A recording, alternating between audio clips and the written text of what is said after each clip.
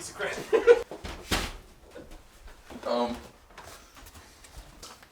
I pronounce you open. You get the X. There's an X in the garage.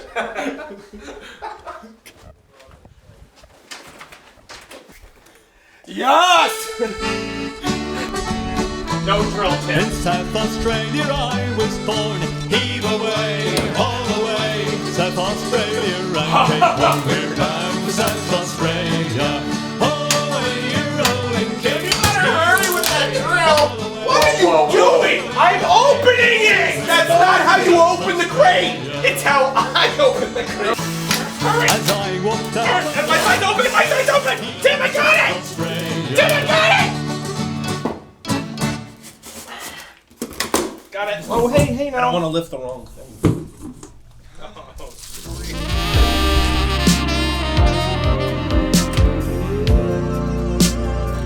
I'm sorry, is there trash bags in there? There's a bag in the computer. Oh, they pack it for safety. You okay? Do you need the axe? Give it hell. See? South Australia. Dude. Really powers me up. Why don't you actually like plug it in instead of... You look really creepy right now, dude.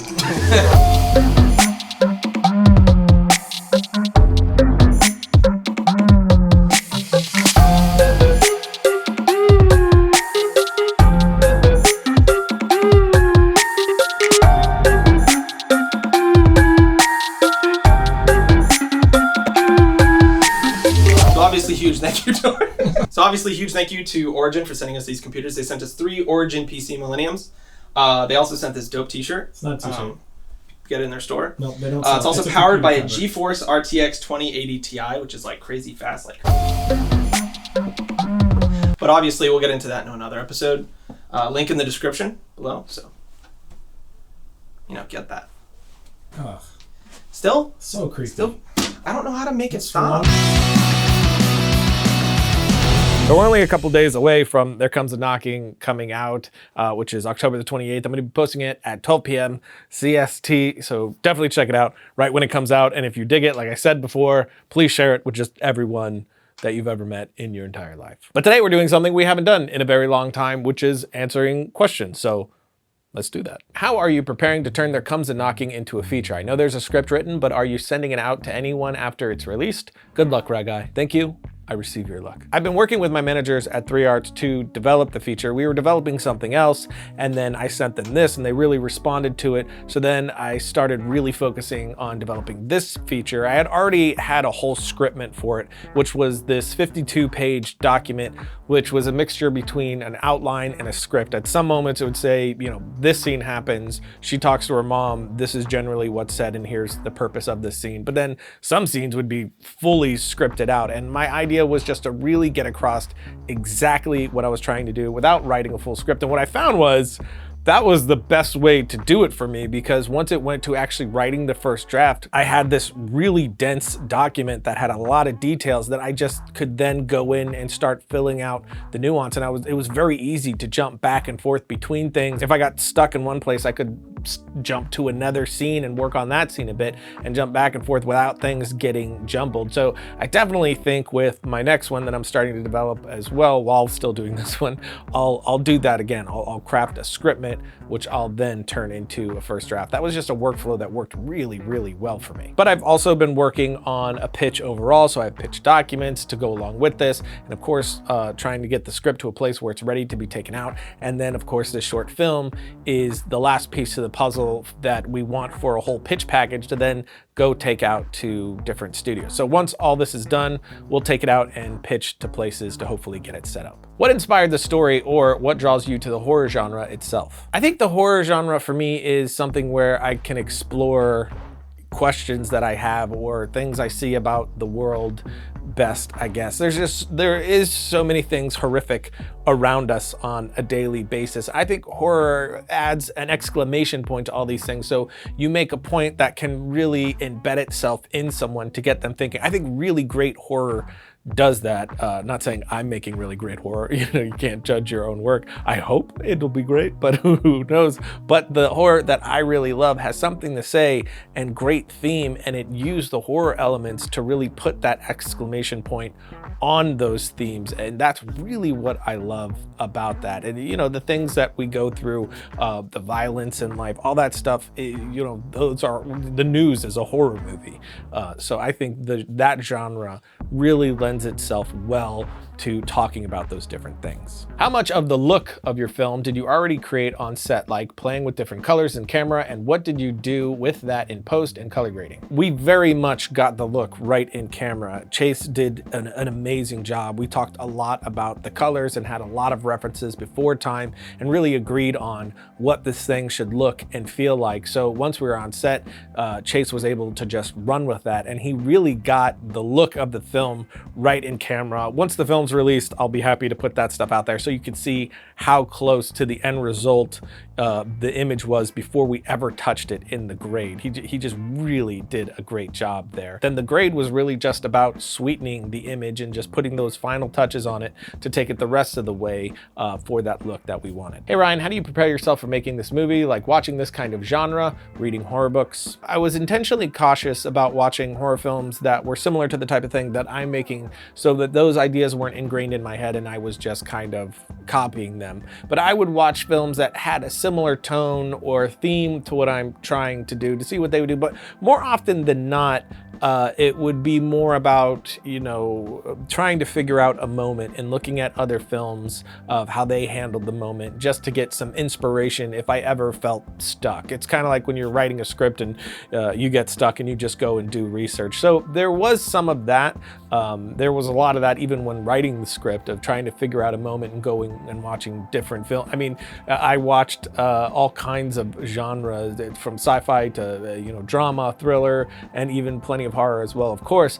But it wasn't really genre specific. It was more tone and theme specific to find out how other people handled similar things. Now that you have so many under your belt, was this one easier to direct? I would never use the word easier when it came to directing for sure, but it did feel more fluid, and I'm sure experience had a part to play with that, but also the horror genre comes pretty naturally to me. I think I fall into it a lot better than I do other genres. It's like really well-fitting jeans. You just pull them on and you're like, my ass looks great. I know it does. Of course, the crew was a massive factor in that, but I think one of the biggest factors is just that this was less complicated than other stuff that I've done before, like Ballistic, which I've already talked about, how many cameras, how many crew, all the action. It's a lot more complicated to put together a piece like that than it is There Comes a Knocking, and the entirety of There Comes a Knocking had less shots than just one action set piece of Ballistic. So it's a lot easier to wrap your head around that, especially in pre-production. I pretty much prepped the entire film. I made the film before I made the film, which I really enjoy doing it that way when I can. That sort of Hitchcockian method. So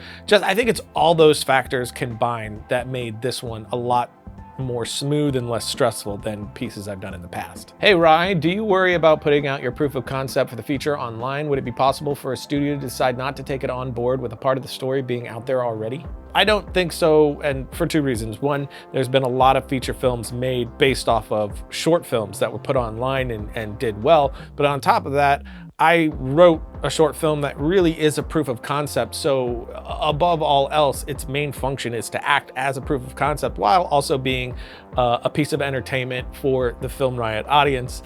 So I wrote something separate from the film. So it has the concept in there, but it doesn't have the story in there at all. And it definitely leaves in a very teaser sort of way, hoping to get people to want, the feature, the full story, all the answers to the questions that the short film makes, which is often how I do my short films.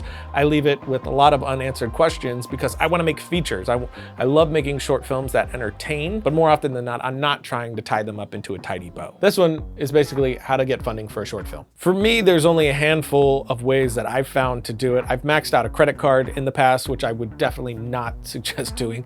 Don't do that. That's really stupid, especially nowadays. This was way in the past where getting your hands on anything cheaply was next to impossible. Now you could make a short film with your phone. That was not a thing back then. If you wanted to make something that looked less than potato quality, you really had to spend a lot of money back then. I I mean, the stuff that you would spend thousands and thousands and thousands of dollars on, a $10,000 camera did not look as good as my phone camera does right now. It's pretty insane. So, you know, if you can get around spending money up front, that's the best thing to do. So I think phase one is make good work. Put some stuff together that you can show for yourself that will get people on board. And if you think you're in that spot and you show some people and they reject it pretty quickly, maybe you're not there yet. Keep making stuff very cheaply until you hone your skills to the point where people do want to jump on board with that. But once you're at that point, that phase 2 point, a great way to do it is to go to companies of the stuff that you use. That's how I make most of my short films, is I go to the companies that make the gear and the products and software that I already use, and I'm going to use them either way. I'm going to show them on the show either way, and I tell them that, you know, it's a bad way to pitch, but I tell all of them that, you know, listen, either way, I'm showing that I use this. Like Frame.io, I use it on every project, and either way, I'm showing it. They didn't give budget to this one, but they've helped out in the past. Lens Pro To Go usually will hook us up with some gear, but I'm going to rent the gear from them if they're not interested in just helping us out with that gear. So it's stuff that I'm going to use either way, like Adobe, on every project. Go to those people and tell them you use the product, and you know, see if they're down to help you make something, you know, to take it to another level, because it just makes them look even better if you have the resources to take that to the next level. Plus, it's organic and it's honest, and that's always been an important factor for me. If it's something that you do use and love already, you can speak to that in an honest way, and there's a lot of value to your audience, and even, of course, to the company for something like that at that point. But something I also do on every short film is throw in a lot of my own money. I always will save between projects, and then, you know, throw a lot of my own money into it, which is really hard, of course, because we all know you don't make money off short films. We've sold the behind the scenes stuff for a few of our short films, but even that hardly ever recoups the cost of what we put out to try to make the short film. So short films are absolutely passion driven and a money losing venture, but it, you know, you're really just investing in yourself. That's how I've always seen it. The other avenue you could take is friends and family, you know, a Kickstarter sort of method. A lot of us aren't going to be able to find an audience with the Kickstarter. You're going to put a Kickstarter up and people you don't know probably aren't going to do it, but you can tell your friends and family about it. And if you have everything there and what you're trying to do, there's a pretty good chance that they might give to it, or maybe like a GoFundMe. That might be a better way to do it. Kickstarter is like starting a business in and of itself. It's one of the reasons I don't want to do it. It's a whole nother business while trying to start the other business of that is the film, and it's very difficult. So companies that can partner with you, your own money, and friends and family, really the only avenues that I've found that have worked in any way. Logo. So that's it for today, and I'm gonna do another suggestion of the week. This is not a short film. This is actually a Twitter thread put out by Christopher McQuarrie, and is some of the best advice that I've ever read, and I couldn't agree more. I'm gonna put a link to that thread below. If you are a filmmaker, if you want to be a filmmaker, if you're in the industry in any way, this is an absolute must read. It is concise and completely brilliant. And again, don't forget, the 28th, There Comes a Knocking comes out. Watch it, and please share it with the entire universe. Not the world, the universe.